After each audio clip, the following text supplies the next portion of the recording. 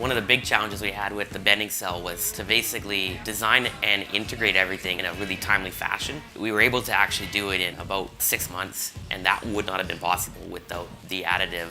We found Markforged by researching for the best printers out there for commercial and industrial quality printing. One of the parts we make at Lean Machine is an aluminum wire clip like this.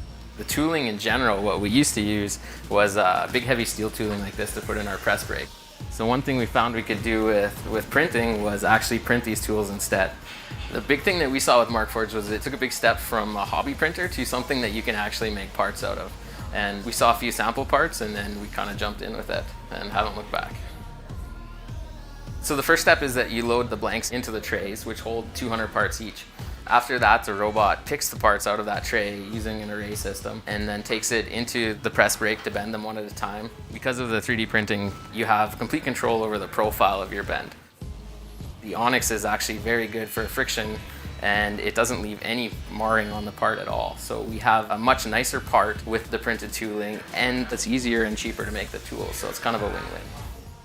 With the continuous fiber, you make a printed part that not only could compete with aluminum parts, but in many cases actually be a better part. So one of the biggest real gains that we found with the 3D printer is that if we want to get parts made, we don't have to go and schedule them out in the machine shop. We don't have to order tools. We don't have to make drawings. We can skip all of that and we can just get the parts made on the printer.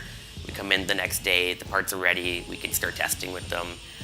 And we don't have to go and check that they're right. And being able to have every single feature on a printed part coming out within 2 or 3 thou with Z accuracies of less than 1 thou. I mean, the accuracy stuff is huge. As soon as we heard about metal printing, it's the next level. So we started looking into it. We're excited about it because, I mean, if we can make some tools work really well out of plastic, it kind of blows your mind what we could probably do out of steel.